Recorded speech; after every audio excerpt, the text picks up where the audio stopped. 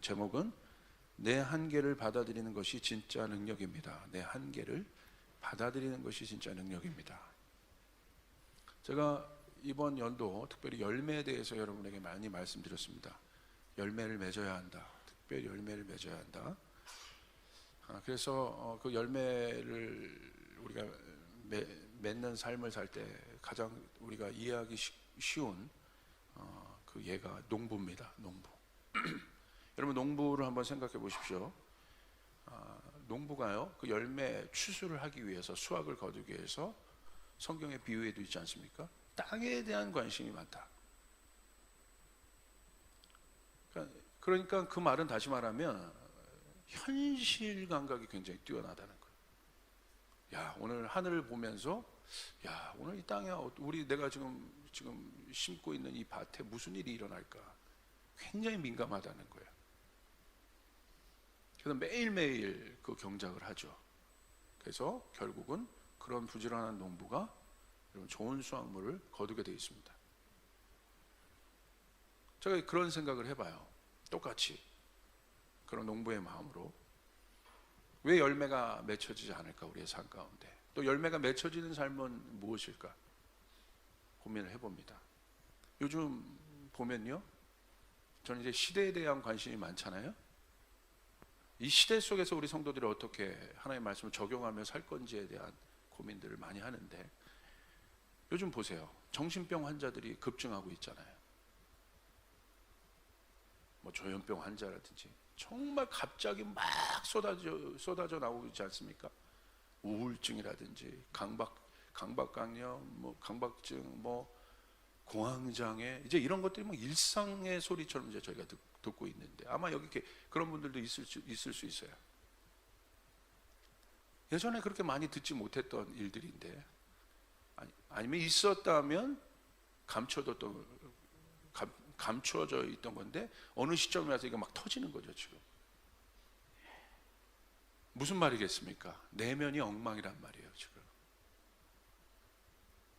내면이 왜 엉망이 되겠습니까? 우리가 그 내면을 생각할 때, 정서와 생각을 생각할 때 여러분 굉장히 중요한 이 사고체계가 뭐냐면 인식이라는 사고체계입니다. 인식. 우리가 무언가를 바라볼 때, 어떤 것들 대상을 바라볼 때 어떻게 인식하느냐에 따라 우리의 사고가 결정이 되는. 그러니까 다시 말하면 같은 상황을 바라보는데 인식의 체계가 다른 거예요. 어떤 사람은 이 상황을 바라보는데 굉장히 긍정적으로 생각하고 어렵지만 좀 소망으로 생각하고 그것들 돌파해 나가는 사람이 있는 반면, 어떤 사람은 그렇지 않다는 거죠. 다 자기를 공격하는 것 같고, 자기만 왕따인 것 같고, 나만 혼자인 것 같고, 같은 상황을 바라보는데 인식의 관점이 다르다는 거예요. 그래서 제가 이 인식에 대해서도 관심을 갖게 됐어요. 여러분 지금 미래의 모든 그 기술이 이 인식의 이것을 잡으려고 좀 노력하는데, 테크놀로지는 발달되고 기술은 발달해서 로봇이나 이런 것들 만들어내는데, 이제 인공지능이 이제 모든 것에 이제 판도를 바꾸지 않습니까? 결국 이제 뭐의 관점이에요? 어떤 인식 체계를 넣을 거냐. 그러니까 여러분 로봇 같은 인공지능도 이제 윤리 문제까지 이제 들어가 있지 않습니까? 그 안에. 예를 들어서 살상이 가능한 로봇가 만들어졌는데, 보세요.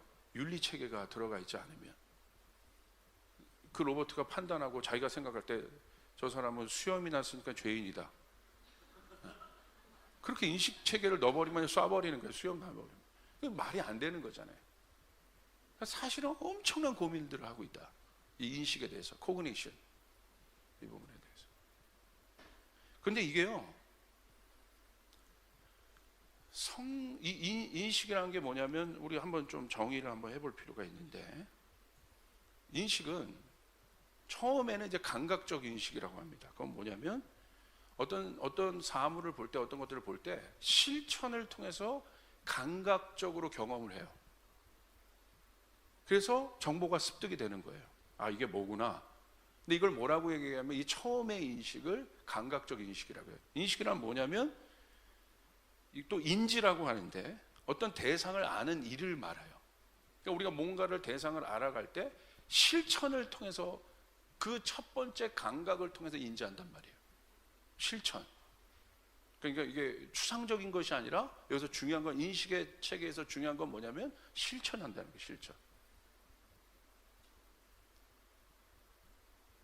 그러니까 여러분, 또 우리 목사님들 안에서 모였을 때 얘기할 때 이 개척교회 목사님들 또 개척하신 분들이 갖고 있는 필드에 대한 강력한 인식들이 있어요.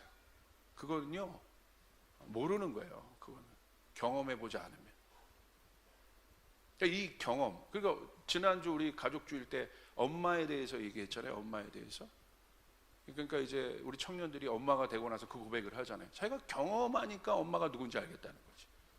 경험한다는 거예요. 경험을 통해서 엄마가 뭔지를 알게 된다. 인지하게 된다는 거죠. 깨닫게 된다는 거죠. 그 첫 번째 인식은 실천을 통한 감각입니다. 그 감각이 전해지는 것입니다. 근데 이것을 주관적 인식이라고 그래요. 그래서 그 주관적 인식 위에 계속해서 실천이 반복돼요. 그러면 비교도 되고 그 위에서 또 판단도 되고 개념 정리도 되고 추리도 되잖아요. 그런 실천이 계속 그 주관적 감각, 첫 번째 인식 위에서 계속 반복될 때 어떻게 돼요? 정제가 되죠. 그거를 이제 두 번째 뭐라고 하냐면 이성적 인식이라고 합니다. 이제 거기까지 가야 되는 거죠. 거기까지.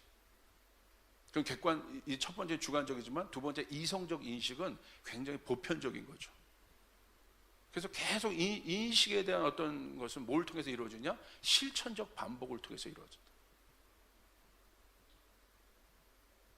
이게요, 성경의 믿음의 사고도 똑같습니다. 성경에서 믿음을 뭐라고 정의하고 있습니까? 히브리서 11장 1절. 믿음은 바라는 것들의 실상이다. 바라는 것들 뭐예요? 생각이라는 거예요. 그러니까 여러분, 믿음이 움직이는 사람의 특징은 생각이 다릅니다. 할렐루야. 다르다는 거예요. 같은 것을 바라봐도 다르다는 거예요. 관점이 다르다는 거예요. 와, 저 믿음의 어떤 사람이 있다고 생각해 보세요. 그분의 삶을 통해서 많은 열매들이 여러분 증거된다고 생각해 보세요. 추적해 보십시오. 그런 과정들이 반복되었기 때문에 그런 삶의 열매가 있는 것이죠. 이번 금요일 날 오셨던 김성주 목사님도 그런 간증을 나눈 거잖아요. 빈들에서, 광야에서, 아무것도 없던 곳에서 그 길을 자기가 계속 실천적으로 갔기 때문에 너무나 확고히 얘기하지 않습니까? 그리고 열매가 있지 않습니까? 그러니까 여러분, 믿음이란 건 무엇입니까? 내가 어떻게 사고하고 있느냐는 거예요. 어떻게 생각하고 있느냐는 거예요. 같은 일을 바라봐도 내가 어떻게 바라보고 있냐는 거예요. 그 대표적인 예가 풍랑 속의 제자들 아니겠습니까? 그 풍랑 속의 제자들을 향한 예수님의 가르침이 뭐예요? 믿음에 관한 것이었습니다. 무슨 말이냐면 풍랑이 치는 이 상황을 너희는 어떻게 인식하고 있느냐. 근데 제자들은 어떻게 인식하고 있었어요? 두려워하고 있었어요. 아, 두렵다. 왜? 자기 기술도 통하지 않고 자기 경험도 통하지 않는 그 속에서 인간이 여러분, 인간에게 남은 건 딱 하나 뭡니까? 아무것도 컨트롤되지 않은 것에서 인간에게 딱 주어지는 건 딱 하나, 무엇이겠습니까? 두려움이란 거예요. 두렵죠. 한 치 앞도 보이지 않아요. 어떻게 될 줄 몰라. 그 두려움 가운데 들어가요. 그러니까 그 두려움이란 건 뭐냐면 어떤 것도 의지할 대상이 없다는 거예요, 지금. 근데 예수님이 거기 계셨음에도 불구하고. 예수님께서 나오셔서 어떻게 하십니까? 풍랑을 잠잠케 하시잖아요. 풍랑의 원인이었던 바람을 꾸짖으셔서, 그냥 풍랑을 잠잠케 한 거 아니라 성경을 보십시오. 풍랑의 원인이 되었던 바람을 꾸짖어서 여러분, 풍랑이 못 일어나게 합니다. 주님은 우리의 원인을 해결하시는 분이에요. 할렐루야. 저는 너무 감동이었어요. 그게 풍랑 자체가 아니라 풍랑을 일게 하는 원인을 주님께서 잡아버리셨다는 거예요. 그러니까 그 예수님을 보고 제자들이 어떻게 얘기합니까? 마가복음 4장 41절. 그들이 심히 두려워하여 서로 말하되 그가 누구이기에 바람과 바다도 순종하는가 하였더라. 뭡니까? 예수님에 대한 인식이 바뀐 거예요. 그가 누구이기에. 이게 바로 믿음이라는 거예요. 그가 누구이기에. 여러분, 믿음은 내가 처한 현실 속에서 예수님을 어떻게 인식하고 있느냐에 대한 문제예요. 내가 처한 현실에서, 농부가 땅이라는 현실에서 고민하듯이, 추상적인 공간에서 고민하는 것이 아니에요. 땅이라는 현실에, 오늘 와서 농부가 땅을 바라보면서 아유, 오늘 이게 땅이 왜 이래? 만져보고 느끼면서 경험하듯이, 이야기하듯이, 그리고 그 속에서 방법을 찾듯이, 땅이라는 현실 속에서. 제가 저희 사역자들이 어떻게 보면 저희 제자들인데, 제가 사역자들에게 지금 요구하는 거 딱 하나예요. 현장으로 나가라는 거예요. 영혼들을 만나라는 거예요. 그 현실에서 깨달으라는 거예요. 거리로 나가라는 거예요. 지금 사역자들 안 보고 제가 얘기하고 있습니다. 할렐루야. 할렐루야. 네. 할렐루야. 네. 그 현실에서, 현장에서. 그래서 우리 전도팀이 나가서 현장에서 막 전도를 해요. 너무 귀한 겁니다.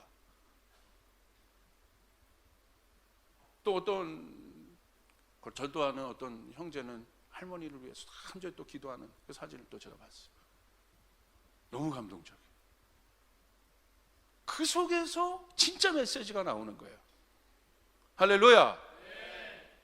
책에 적힌 거 말고 그건 누구나 얘기할 수 있어요. 이제 나중에 인공지능이 더 잘 얘기할 수 있어요. 설교도 편집합니다. 이제 기가 막힌 설교들을 이야기할 수 있어요. 그런데 역사가 없어요. 진짜는 현실에서 나오는 거예요. 아멘. 그 필요, 성도들이 뭐가 필요하고 뭘 느끼고, 자꾸 이제 신앙을 추상적인 것이라고 생각하는 사람들이 많은데, 여러분, 그 사단이 지금 만들어 놓은 어마어마한 허상입니다. 여러분, 예수님이 이 땅에 오셨다는 것은 실제입니다. 할렐루야. 이게 복음이에요. 예수님이 인간이 되셨다는 거, 십자가를 지셨다는 거, 이게 복음이에요. 이게 복음. 추상적인 게 아닙니다. 신앙이 종교화가 되면 추상적이 돼요. 뭐만 남아요? 의식만 남아요. 그리고 그 의식 속에서 자기를 안위해요. 아, 괜찮아. 옆 사람에게 내가 나쁜 짓을 했어요. 근데 뭐라고 여러분 뭘 줍니까? 물론 가서 네가 화해하고 그런 것도 있을 수 있지만, 묵주 100번 돌려, 주기도문 100번 외워, 3000번 절해. 무슨 해결이 있냐는 거예요. 그게. 그 사람은 그대로 아파하고 있는데. 여러분, 제가 역설적으로 얘기합니다. 여기 와서 그냥 기도하는 건 쉬워요. 근데 이웃과 함께 만나서 무엇인가 한다는 건 사실 그건 어려워요. 여러분, 복음이 교회 안에 갇혀 있으면 안 되고, 모든 것에 편마하게 복음이 있어야 되는 것이에요. 할렐루야. 여러분의 삶 가운데, 여러분의 가정 가운데, 여러분의 일터 가운데 복음이 능력이 되기를 주님으로 축복합니다. 축복합니다. 히브리서 11장 6절에도 보니까 믿음이 뭐냐? 아주 중요한 이야기를 합니다. 믿음이 없이는 하나님을 기쁘시게 하지 못하나니. 우리 같이 한번 읽읍시다. 시작. 하나님께 나아가는 자는 반드시 그가 계신 것과 또한 그가 자기를 찾는 자들에게 상 주시는 이심을 믿어요. 믿음이 뭐냐? 누가 바라는 것들이 실상이 되게 할 것이냐? 이 사람은 두 가지 인식이 있다. 첫 번째, 어떤 인식이냐? 하나님께 나아간 자는 그가 계신 것을 확신한다. 할렐루야. 여러분, 그거 믿으시길 바랍니다. 하나님은 여러분이 믿음이 있다는 건 여러분 앞에 하나님이 계시다는 것이에요. 두 번째, 자기를 찾는 자들에게 상 주시는 이시다. 그분은 우리를 벌 주는 분이 아니라 그분은 우리에게 상 주시는 분이다. 믿으시면 아멘 합시다. 그 인식이 있을 때 그에게 역사가 일어난다는 거예요. 그 생각이 있을 때 기적이 일어난다는 거예요. 이게 믿음이라는 거예요. 인식체계. 하나님을 내가 어떻게 인지하고 있을 것이냐, 어떻게 인식하고 있을 것이냐.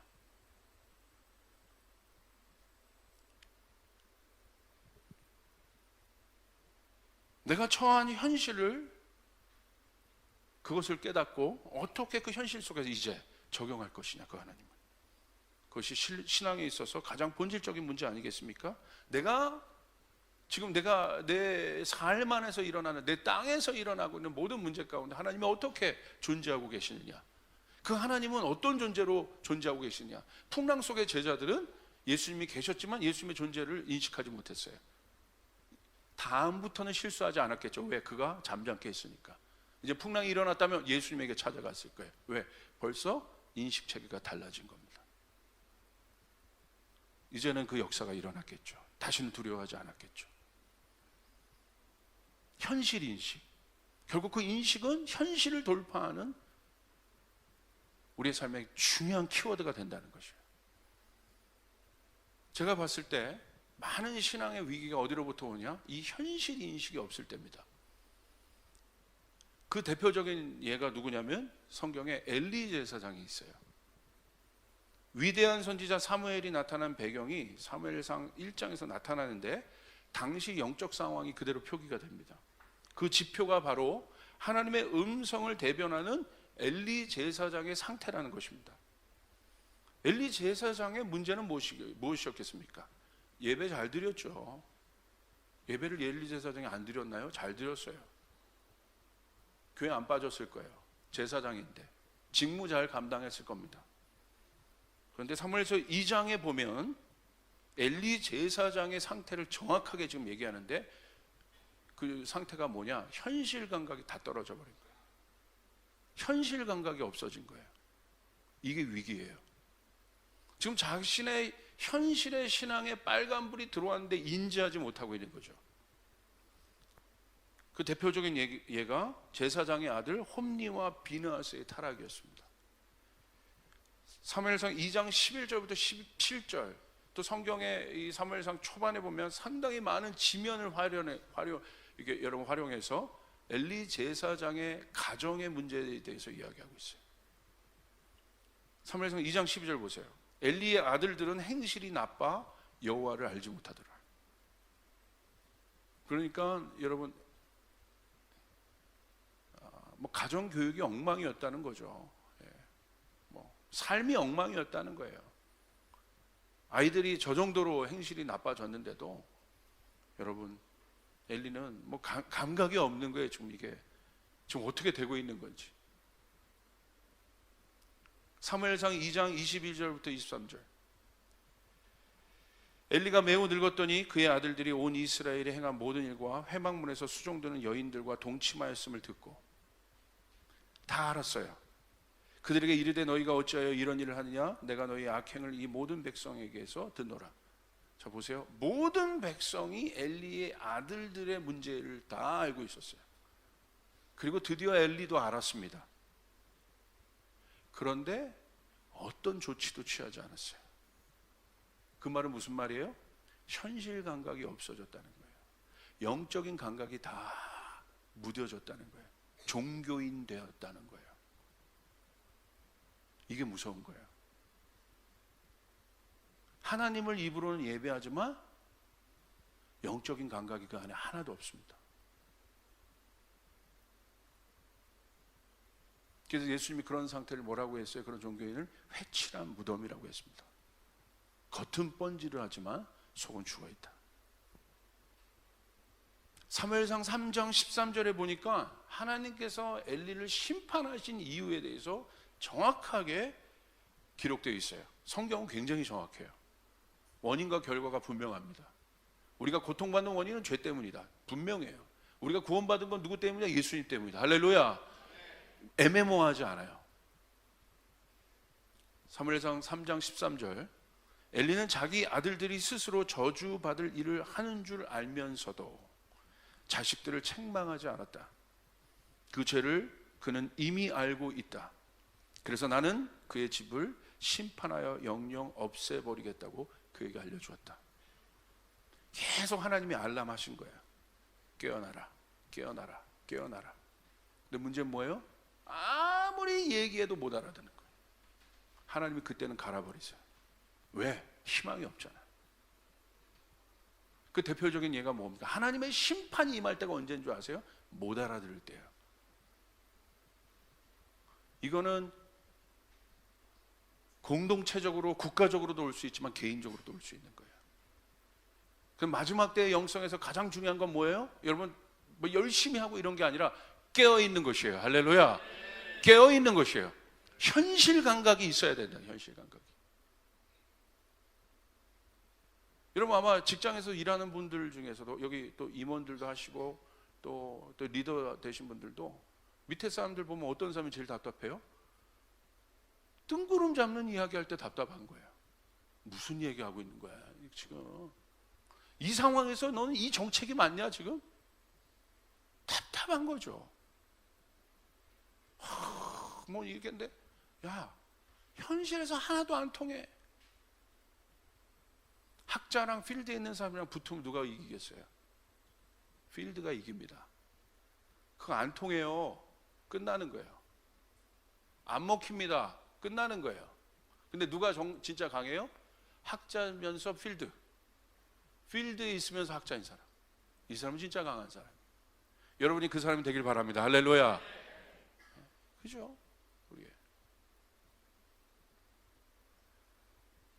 오늘 엘리의 문제는 무엇입니까? 현실을 직시하지 못하고 있다는 거. 이게 똥인지 된장인지 몰라요 지금. 여러분, 노아의 시대 때 보십시오. 문제는 뭡니까? 경고했어요. 비 온다.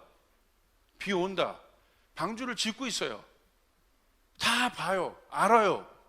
근데 뭐예요? 인지하지 못하는 거예요. 인식하지 못하는 거예요. 당신의 자녀 그렇게 키우면 안 됩니다. 알아요. 알아요. 근데 인지하지 않아요. 오늘 엘리가 망한 건 뭐예요? 알면서도 그렇다는 거예요. 알면서도. 그 말은 무슨 말이에요?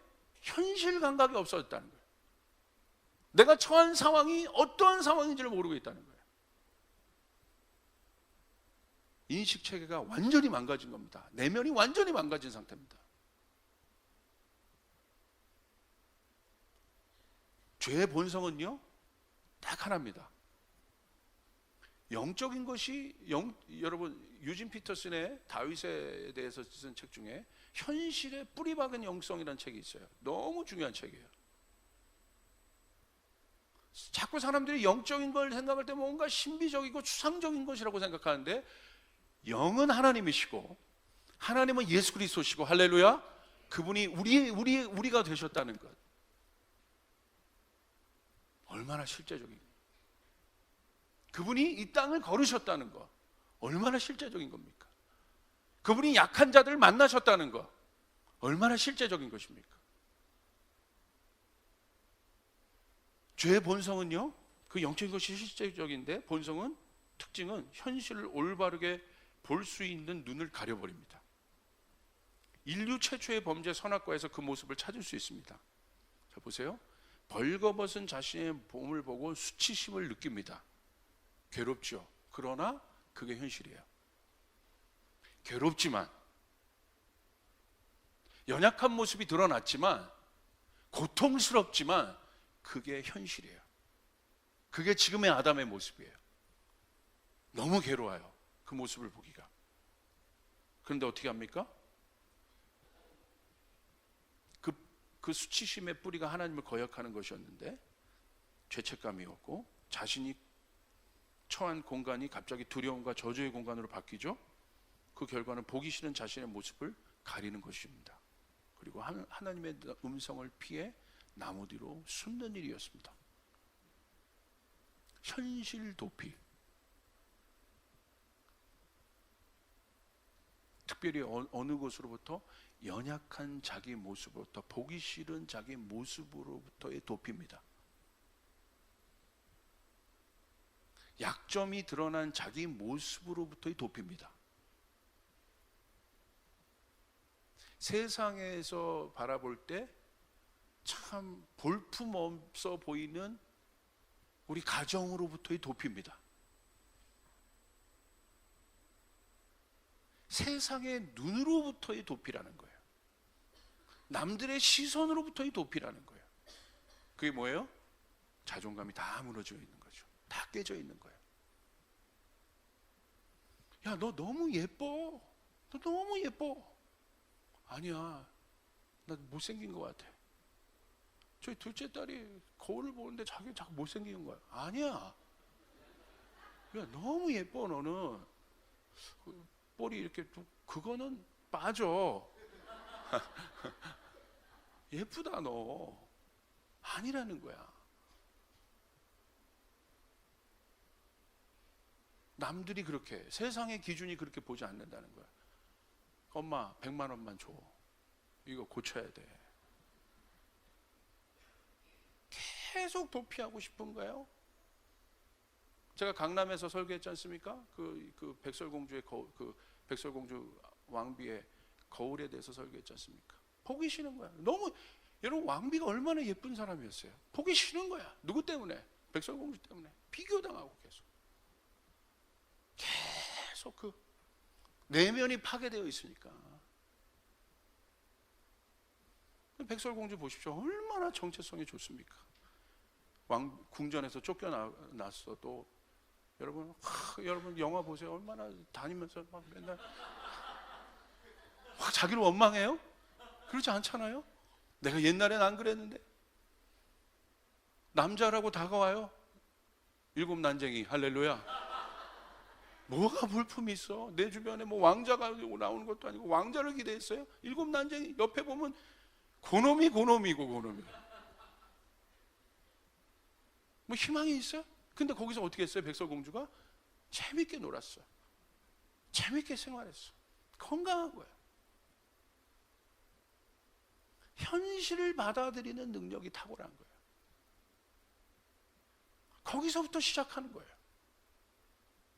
할렐루야. 네. 할렐루야. 네. 원망하면 뭐합니까? 과거의 일인데. 오늘 내가 처한 현실에서, 오늘 엘리의 문제는 뭐예요? 그걸 몰랐다. 현실 감각이 없어졌다. 그러니까 어떻게 해요? 착각 속에 빠져요. 자기가 여전히 예수님 앞에 나가기 때문에 믿음이 좋은 줄 알아요. 하나님 앞에 나가기 때문에. 우리가, 저도 마찬가지지만 우리 일부 예배 어르신들이 많으니까, 여러분, 내가 믿고 있는 경험치가 곤조가 되면 안 됩니다. 여러분, 열려 있어야 돼요. 할렐루야. 언제든지 성령의 음성에 열려 있어야 돼요. 성령의 말씀에 의해 내가 따라갈 수 있어야 돼요. 고집이 진리가 아닌 거예요. 주님이 말씀하시는 게 중요한 거예요. 할렐루야. 전통이 진리가 아니에요. 주님이 말씀하시는 것이 진리인 거예요. 내가 예전엔 안 그랬는데, 예전 교회에서 안 그랬는데, 여기서는 안 그랬는데, 성경에 어디에 그런 게 있어요?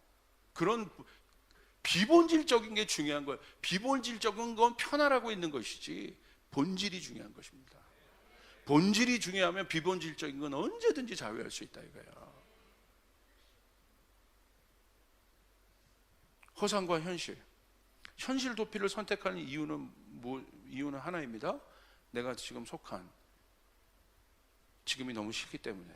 이걸 제가 이 시대를 좀 적용해 보니까요. 그래서 인간이요, 로봇을 그렇게 만들려고 하는구나. 로봇가 지금 나타나면서 인공지능까지 갖는 이유는 뭡니까? 제가 그걸 딱 인지했어요. 인간이 할 수 있는 모든 기능을 대체하는 로봇들이에요. 인간과 같은 로봇을 만들려고 하는 게 지금 목표예요. 인간과 같은 목표. 왜 그냥 로봇이지 왜 인간과 같은 로봇을 만들려고 하느냐? 그리고 거기다가 인식 체계를 넣어주려고 하느냐? 근데 어떤 인식 체계를 주려고 해요? 그 로봇은 절대 실수하면 안 돼. 절대 반항하면 안 돼. 절대 대들면 안 돼. 완전히 인간의 마음 안에 그리는 이상향의 어떤 존재를 만들려고 그래요.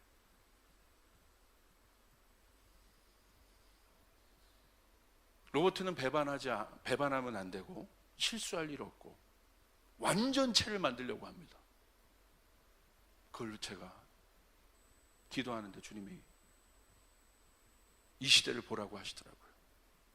왜 그렇게 목숨 거는지 아냐, 지훈아?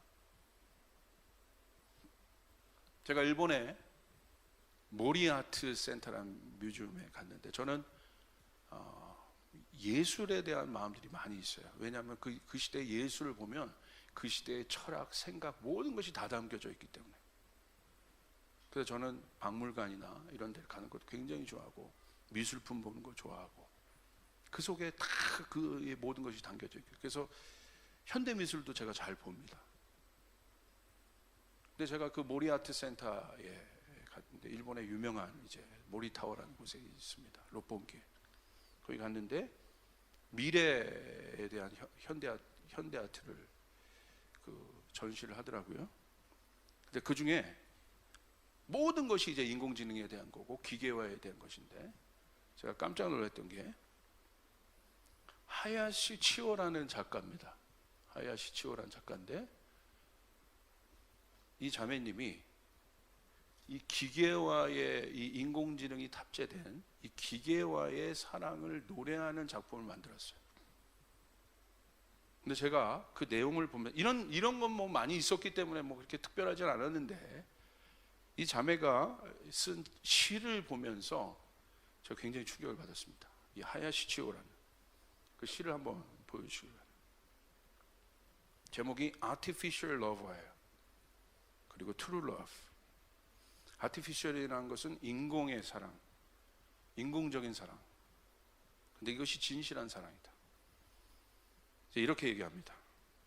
You are an android. 안드로이드는 인간의 모습을 한 로봇을 말해요. My android.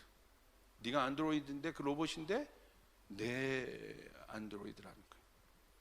Only with you I can be myself. 너와 함께 할 때 난 내 자신이 될 수 있어. 너와 그 안드로이드와 그 로봇과 함께 할 때 나는 내 자신이 된다. 자기 자신을 찾는다는 거예요. I always see you, not only in my dream. I want to hear you call my name. 난 언제나 너를 본다. 내 꿈뿐만이 아니라 꿈속에 뿐만 아니라 내가 언제나 너를 봐. 꿈속에서 이상적인 그런 존재가 아니라 언제나 내가 너를 본다. 네가 나의 이름을 부를 때 나는 너의 음성을 듣고 싶다. You don't have a heart, I look back. 너는 마음이 없어. 그리고 나는 지금 뒤를 돌아보는 그곳에 You are not here. 네가 이곳에 없지만, 근데 뭐라고 고백하냐면 사실은 인공지능을 하는 로봇이 존재적인 생명체는 아니지 않습니까? 그런데 그 부재감을 아는 거예요. 네가 그 생명적인 존재는 아니야. 그런데 이 사람이 이 로봇에 쉽게 말하면 자신의 모든 혼을 불어넣고 있어요. 이렇게 얘기합니다. My lover, 내 사랑아. 오. You don't know lies. 너는 거짓말을 몰라. You don't know betrayal. 너는 배반도 몰라. You don't bear sin. 너는 죄도 짓지 않아. You don't have a words. 너는 말이 없어. I don't need anything. 나는 아무것도 필요 없어. Artificial intelligent love. You are my lover. 그러면서 이렇게 얘기합니다. I am an android. 이제 갑자기 뉘앙스가 막 바뀌어요. 내가 로봇이야. 그 로봇과 자기가 하나가 됩니다. 왜 이 자매님이 하야시 치오가 이 로봇을 그렇게 구했을까요? 그것은 시에 나오는 이 부분이에요. 너는 거짓말하지 않아. 넌 배반하지 않아. 넌 죄도 짓지 않아. 너는 쓸데없는 말도 없어. 넌 완벽해. 그 말은 무슨 말이에요?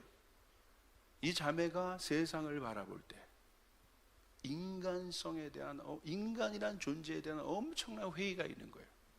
왜? 거짓말 때문에 고통스럽죠? 배반하는 것 때문에 관계 깨지죠? 이런 것 때문에 우리의 인간의 삶의 모든 것 안에 실제적인 고통이 있는 거예요. 왜 여러분 반려견은 그렇게 여러분 가져요? 반려견은 충성되잖아요. 인간은 충성되지 않거든요. 근데 반려견은 충성돼요. 그러니까 바깥에서 다 지치고 상처받은 사람들이 다 그거 껴안고 있어요. 왜? 얘는 충성되거든. 내가 시키는 대로 하거든. 인간을 대체할 것들이 자꾸 나오고 있다. 싫으니까. 난 저 사람 만나기 싫어요. 차라리 내 강아지랑 있는 게 내가 편하지. 저 로봇은 거짓말 안 해. 인간은 거짓말 하잖아. 인간은 배반하잖아. 인간은 서로 헐뜯잖아. 이 사람 분명히 예수 믿는 사람 아니에요. 근데 너무 감사해요. 너무 정확하게 보여줘서. 할렐루야. 너무 감사해. 세상도 결국은 어떤 것에 대한 여러분 질문이에요? 정체성에 대한 질문이에요. 너무 피곤한 거예요. 인간도 알아요. 그러니까 점점 고립화되죠. 관계가 끊어지죠. 일본 같은 데 보십시오. 공동체로 있지만 여러분 그 공동체는 공동체가 왜 전부 다 개인주의잖아요. 전부 그렇게. 이것이 이 시대. 예, 그 마음들이에요. 보세요. 아트는요, 마음에 있는 것들이 드러나는 거예요. 정서가 드러나는 거예요. 그래서 아티스트들이 앞서가면요, 그것을 보고 아이디어들을 얻는 거예요. 왜? 아트라는 것이 창조의 작업이기 때문에. 지금 마음들이 그런 것이에요. 그 여기서 나오는 모든 작품들을 보면요, 기괴합니다. 이런 거 갖다 놓고 막 섞어버렸어요. 그리고 작품이래. 그러니까 딱 들었을 때 감성은 뭐냐면 기괴하다, 엽기적이다. 그런데 그렇게 해야 인정받아요. 답도 없어요. 복잡해요. 혼돈이에요. 질서가 없습니다. 왜? 내면이 다 망가져 있기 때문에. 그런 현실이 싫은 거예요. 그리고 거기서 나온 모든 작품 중에 뭐가 담겨져 있냐면 일본 작가들인데 다 쓰나미에 대한 공포들이 담겨져 있습니다. 그게 주제로 돼 있어요. 너무 두려운 거예요. 언제 어떻게 될지 모르는 거예요. 결국 일본의 뿌리 안에 있는 영성은 뭐예요? 두려움이에요. 왜 일본을 봐야 되냐? 가장 앞서가 있기 때문에. 그러나 그 밑에 있는 뿌리는 뭐예요? 두려움이에요. 어떻게 갈지 몰라요. 그러니까 엽기들이 나오는 거예요. 헨타이라고 하죠. 변태들이 나오는 거예요. 그게 겉으로는 괜찮은 척 하는데 바깥에서는 그렇지 않죠. 한국은 그 경계선에 있습니다. 아직 들어가지 않았어요. 왜? 저는 믿어요. 교회가 있기 때문에. 할렐루야. 복음이 있기 때문에. 한국은 다른 어떤 것들을 내놓을 거예요. 다른 어떤 대안들을 내놓을 것이에요. 진짜 생명을 내놓을 것이에요. 여러분 이거 아니겠습니까? 보십시오. 얼마나 충격적입니까? 교회 온 분들 중에서도 제일 힘들어한 게 뭐냐면 다 사람에게 상처받았다는 거예요. 목사님한테 상처받았고 누구에게 상처받았고 누구에게 받았고 저 사람은 거짓말하고 저 사람 저러고 와 어떻게 저럴 수 있어요? 나 아무도 안 믿어요? 그렇잖아요. 그것 때문에 고통스러워요. 그러니까 대체할 만한 걸 만들어내요. You are my android. 그리고 나도 너처럼 되고 싶어. 하나님이죠. 이걸 뭐라고 얘기해요? 우상이죠. 성경은 이걸 뭐라고 얘기해요? 우상. 내 공허함, 내 이 헛헛함, 이 모든 것을 담아줄 어떤 대상을 자꾸 만들어내는 것이죠. 그것이 뭘로 나오냐? 사회현상 세 가지로 여러분 기억하십시오. 첫 번째가 원시사회에서의 회귀가 있습니다. 아무것도 형성되지 않는 원시사회에 대한 동경이 있습니다. 다시 애니미즘, 토테미즘이 가장 여러분 과학이 발달된 그곳에서 지금 일어나고 있어요. 다시 자연으로 돌아가자는 거야. 내추럴한 것. 그러니까 자연으로 돌아가는 건 좋은데 자연을 숭배하는 마음을 가져요. 왜 숭배하는 마음을 갖습니까? 현실, 이 썩어 빠진 도시가 너무 싫은 거야. 자연을 아끼는 건 좋은데 숭배합니다. 자연 회귀하면서 탈도시와 자연 숭배, 원시 종교로 돌아갑니다. 나는 자연이다. 뭐 그런 내용입니다. 두 번째, 신비주의입니다. 현실을 떠난 사상과 이야기가 극성됩니다. 판타지 영화 얼마나 많습니까? 마블 영화가 왜 인기가 많을까요? 슈퍼히어로를 통해 현실의 한계를 넘는 대리만족들을 하고요. 남자들은요 미치는 거예요. 할렐루야. 마블 영화 보고 피규어 하나 갖는 게 꿈인 거예요. 내가 아이언맨이에요. 할렐루야. 그 속에서 내가 이입이 되는 거야. 이 현실 앞에는 김대리도 있고 김부장도 있는데 아이언맨이 돼서 그냥 다 없애버리고 싶은 거야. 너무, 그러니까 그 영화를 보는 내내 3시간이면 어때? 3시간 더 해줬으면 좋겠어. 그 속에서 어마어마한 대리만족을 느끼는 겁니다. 그게 뭐예요? 판타지요. 현실에 아이언맨은 없다. 할렐루야. 나 그냥 그 헐크를 보면서 대리만족. 내 속에 헐크가 있거든. 근데 내 속에 있는 헐크는 막 드러나지 않는데 저 헐크는 막 드러나. 내 속에 있는 헐크가 가끔 드러날 때 있죠. 막 가족에서 넘어가겠습니다. 할렐루야. 그리고 요즘에 등장하는 게 뭐니까 가상현실족의 증가들, VR. 제가 충격을 받았어요. 어떤 형제 하나 있는데 싱가포르에서 한국에 있는 형제래요. 우리 교회 자매를 통해서 들었어요. 그 형제는요 이미 돈 실리콘밸리에서 벌만큼 벌어놓고 1년에 얼마큼 쓰겠다 다 계산해 놨대. 그만큼씩 쓴대요. 그리고 한국에 3개월씩 거주하면서 나갔다 오면서 다시 3개월 거주하는데 이유는 하나입니다. 한국에 거주한 이유가 인터넷 빨라서. 그리고 하루 종일 VR하고 있다는 거예요. 10시간을 이걸 끼고 있대요. VR족이 증가합니다. 여러분 여러분 미래 박람회 보십시오. VR이 이제 대세입니다. 다 현실 도피하는 거예요. 신비주의 안으로 현실을 떠나 살게 해요. 이게 이 시대의 영성이에요. 그러니까 신앙도 어떤 모양으로 많이 나타나요? 신비주의, 복음에서 떠난 어떤 자꾸 이상한 것들 만드는 걸 따라가요. 이런 복음 앞에 서야 합니다. 할렐루야. 복음은 현실이고 예수 그리스도고 십자가입니다. 십자가입니다. 십자가가 현실입니다. 십자가 위에서 내 모든 것이 죄사함을 받았습니다. 십자가 없는 예수는 가짜입니다. 십자가 있는 예수를 봐야 되는 것이에요. 할렐루야. 그거예요. 그 속에서 내 모든 문제가 해결됐다. 세 번째, 우상입니다. 자신이 의지할 수 있는 대상을 우상화합니다. 우상은 내면의 불안함을 잊기 위해 만든 형상입니다. 광야에서 백성은 금송아지를 만들어 모세가 부재했던 불안함을 안위했습니다. 우상이에요. 우상을. 자식도 우상이 될 수 있어요. 진짜 자식을 사랑하는 것이 아니라 내 내면에 안에 있는 모든 결핍들을 투영하는 것이 우상이에요. 숭배하는 것이죠. 아닙니다. 있는 그대로 의지할 대상을 찾습니다. 이 세 가지가 증가할 겁니다. 눈에 보여지는 것들을 자꾸 만들어내요. 그리고 거기에 경배하게 합니다. 왜? 불안하니까 보여달라는 거예요. 자꾸. 그것이 과학에서도 나타날 거고 신앙에서 어디에서도 다 나타날 거예요. 여러분, 믿음은 보이지 않는 것입니다. 할렐루야. 보이지 않는 하나님을 우리는 믿고 있는 거예요. 내가 보여지면 하나님 믿겠다는 사람 절대 믿지 않습니다. 그건 그냥 깨달음에 끝나요. 믿음은 그에 관계하는 것이 아니에요. 존재적인 것입니다.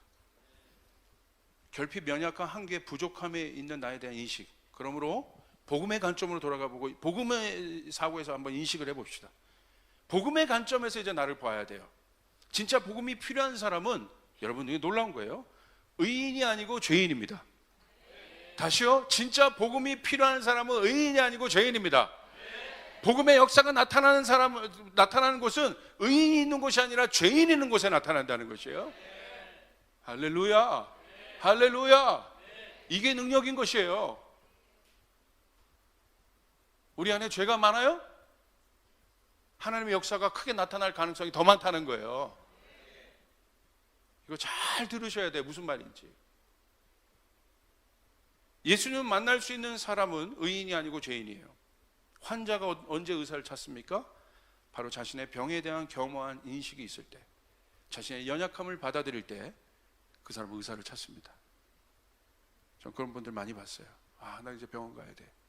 나 건강한 줄 알았는데 가봐. 아니야, 나 건강해. 가봐. 아니, 건강해. 가봐. 갔어요.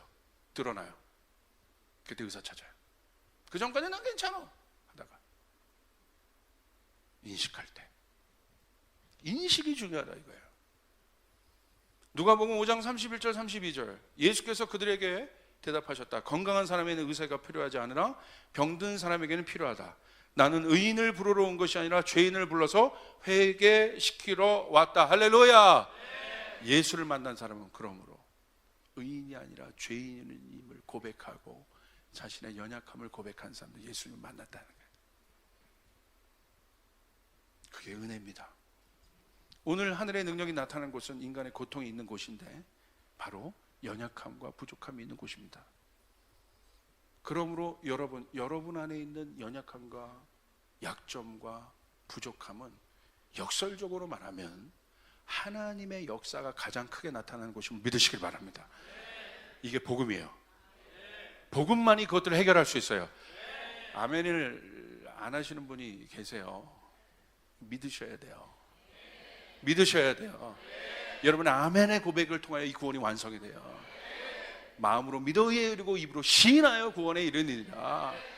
나는 여러분 내 감정과 상관없이 아멘이라는 한 것은 그냥 주님 내가 동의하는 거예요. 아멘. 하나님 역사해 주십시오. 내 연약함이 있습니다. 역사해 주십시오. 그 사람이 겸손한 사람이에요. 약점이 있는 사람. 그게 인간이에요. 인간적이라지.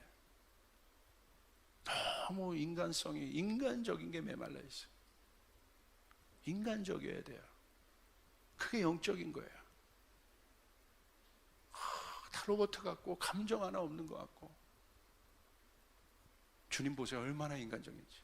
제가 그 CBS나 이런 데 보면 더 바이블이라는 TV에 예수님 그 복음서 그걸 일대기를 드라마처럼 만들어서 하는데 예수님이요 너무 재밌어요. 제자들과요, 이게 제자들이 다 모델 같아. 근육질 뭐 켈빈 클라인 모델들 같아. 예수님이랑 강에서 막 이러면서 막 이러면서 막 서로 물장구 치면서 이러는데, 야, 그림이더래. 예수님 다닐 때마다 할렐루야 이러며 다니셨겠냐 이거야. 예수님 얼마나 인간적이셨다. 저도 좀 그러고 싶어요. 그냥 강단과 밑이 똑같다는 게 인간적인 거예요. 여기서 괜히 거룩한 척하면 안 되는 거예요. 똑같이 저도 질투 있고 똑같이 고민 많고 누가 싫은 말 하면 듣기 싫고. 목사님은 안 그래요? 아니요. 왜요? 목사님 안 그래요? 왜요? 제가 신이 아닌데. 그런 걸 조 목사에게 그런 걸 기대하지 마세요. 애시당초. 저는 그런 사람이니까 저도 기대 안 해. 쫓아요. 우리가 똑같다. 할렐루야. 예수님만 기대하자 이거예요. 믿으시면 아멘 합시다. 부인에게 뭘 기대하지 마요. 남편에게 기대하지 마요. 그런 거예요. 쫓아서 그런 거다. 저는 남편은 안 그런데 여러분 보여지는 게 그런 거예요. 들어가면 똑같아요. 눈 2개 있고 코 하나 있고 똑같아요. 그러면 그 남자랑 살든지. 자기가 선택해놓고 왜 그래요? 쫓아서 후회하는 것이 가장 미련한 사람이다. 아멘. 여기서 출발하는 거야. 이곳에서 출발하는 거야. 내 자식은 왜 이렇게 머리가 숱이 없나? 어디서 나온 거예요? 그죠? 뭐 그런 사람, 목사님 내 아이는 너무 숱이 없어요.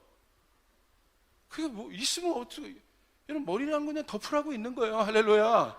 뭐 그게 없어. 그게 중요한 게 아니야. 그게 뭘 그렇게 그걸 갖고 고민을 해요? 네? 고민할 게 왜 이렇게 정말 고민할 게 우리가 얼마나 많은데. 할렐루야. 인간적이어야 돼. 인간적이어야 돼. 이게 중요한 거야.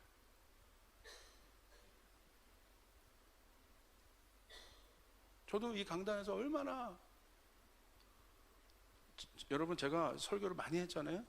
우리 성도들이 언제 제일 은혜 받는 줄 아세요? 제가 실수했던 이야기할 때 제일 크게 은혜 받아요. 끝나고 나면 목사님 은혜 받았습니다. 은혜 받았습니다. 할렐루야. 여러분, 그러므로 복음은 우리의 연약함에 대해서 연약함을 바라보는 눈이에요. 할렐루야. 여러분, 회피하지 마십시오. 도피하지 마십시오. 여러분의 연약함이 드러날 때, 약점이 드러날 때 죄의 본성은 현실에서 떠나라고 얘기해요. 그게 너 괴롭지, 떠나라고 해요. 그러나 복음은 그 죄를 껴안는 것입니다. 그 연약함을 껴안는 것입니다. 그리고 그 안으로 들어가는 것입니다. 부둥켜 가는 것입니다. 싫지만 부딪히는 거예요. 그게 복음이에요. 싫다고 안 보고 잠수 타는 게 복음이 아닌 것이 아니라, 그건 편하죠. 잠수 타면. 그건 진짜 이기적인 거예요. 들어가야 돼요. 어렵지만 만나야 돼요. 부딪혀야 돼요. 할렐루야. 그 속에 하나님의 역사가 일어납니다. 그게 가족이에요. 내가 안 보고 싶다고 안 보면 그게 가족입니까? 그게 사랑인 것이죠. 그게 진짜 사랑인 거죠. 예수님께서 어떻게 하셨습니까? 죄인들을 안에 오셨고, 죄인된 세상을 사랑하기 위해 오셨고, 그리고 탕자 비유 어떻게 했습니까? 죄인된 아들이 돌아오는데 그 죄인된 아들을 안아버리셨어요. 이 더러운 놈은 새끼. 그런 게 아니라 안아버리셨어요. 우리의 연약함을 주님 앞에 갖고 갈 때 여러분은 하나님은 여러분의 연약함을 안으십니다. 아멘. 이게 복음인 것이에요. 속지 마시기를 바랍니다.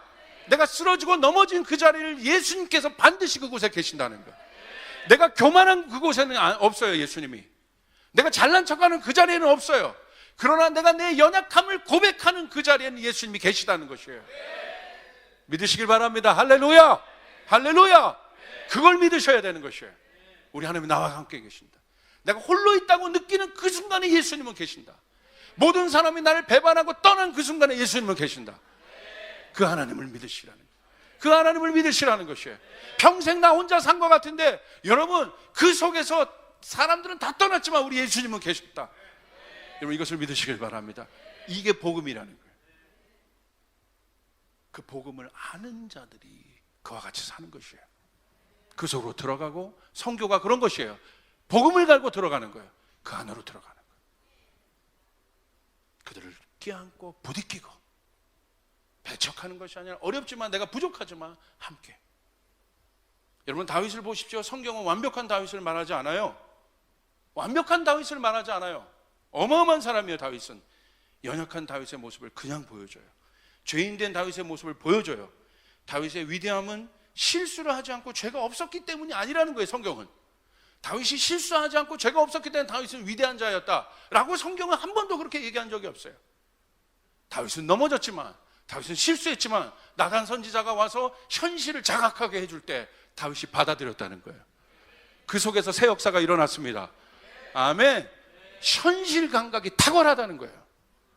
그 사람에게 능력이 나타나고 문제가 해결됩니다. 그 현실을 보듬었다는 거예요. 아프고 힘들지만. 압살롬이 여러분 자기 아들인데 자기를 대적하고 어렵게 해요. 얼마나 아픈 일입니까? 현실에서 일어난 일이에요. 근데 어떻게 해요? 압살롬이 죽어요. 다윗이 어떻게 해요? 인간적인 모습 그대로 다 보여줘요. 적입니다. 자신의 공동체를 어렵게 했습니다. 근데 그냥 슬픈 거야. 현실적으로 슬픈 거야. 그거 그대로 여러분 참지 않고 쏟아냅니다. 내 아들 압살롬아, 압살롬아. 꾸미지 않아요. 가식이 없어요. 예수님, 하나님의 법궤 들어올 때 꾸밈이 없어요. 그냥 춤추는 거예요. 왕인데도. 할렐루야. 바지 벗겨지는데 창피하지 않아요. 왜? 꾸밈이 없는 거야. 그냥 내가 하나님 앞에 있는 이 현실이 중요한 거야. 그냥 울어버린 거야. 솔직하게 그냥 울어버려요. 근데 어느 순간에 와서 제자들이 거기 옆에 있는 참모들이 얘기합니다. 울지 말라고. 백성들이 이상하게 봅니다. 더 이상 그만하십시오. 그러니까 어떻게 합니까? 또 눈물을 그쳐요. 할렐루야. 내가 여기서 더 울면 이거 지금 어려운 상황이고 또 눈물을 그쳐. 굉장히 현실적인 사람이에요. 야, 슬픈데 어떻게? 그럼 가만히 생각하니까 자기가 왕인데 더 울었다가는 정말 더 큰 일을 하겠거든. 그러니까 또 눈물을 그쳐. 또 바뀌어. 여러분, 이상한 정신병자가 아니에요. 다윗이 굉장히 현실적인 사람. 그 옆에서 현실적인 것들을 깨우쳐주는 참모들이 너무 좋은 사람들이었어요. 위대한 왕이에요. 받아들였다는 거. 임금이지만 실수했던 거, 그게 나 같은 자. 그래, 나도 그럴 수 있어. 받아들였다는 거. 여러분, 오늘 여러분 안에 그 일들이 일어나길 바랍니다. 오늘 나의 약점과 연약함을 보듬으시길 바랍니다. 싫어하지 마시고 보듬으시길 바랍니다. 오늘 나의 가정을 보듬으시길 바랍니다. 그 속에서 우리 하나님은 역사하십니다. 여러분은 보듬을 수 있는 복음의 능력이 있는 사람. 나는 못하지만 우리 안에, 내 안에 있는 예수는 그것을 하게 하셔요. 그것이 능력입니다. 우리 주님께 영광의 박수 올려드리길 바랍니다.